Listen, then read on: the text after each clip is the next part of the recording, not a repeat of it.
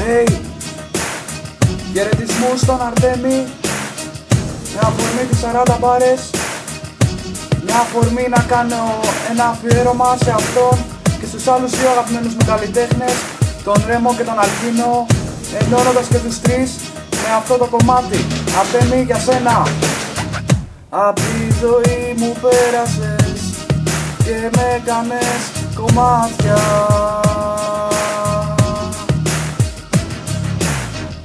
Θέλω μονάχα να μου πεις, κοιτώντας με στα μάτια.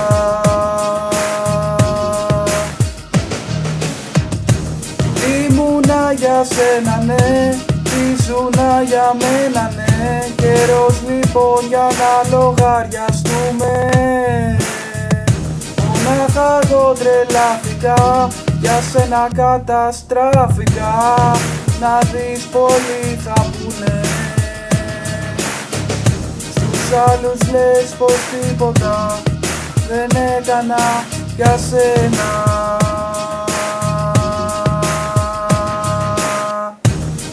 Μα θέλω αν τολμάς να πεις τα ίδια και σε μένα.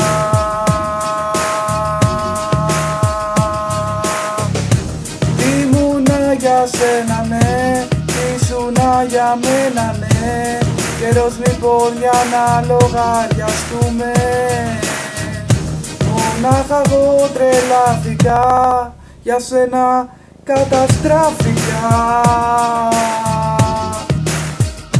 Μα θέλω αν τολμά να πεις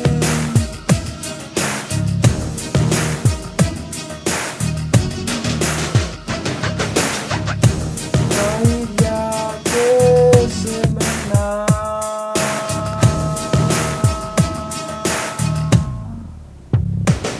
Κορφέας MC για τον Ευθύμη, χρόνια πολλά.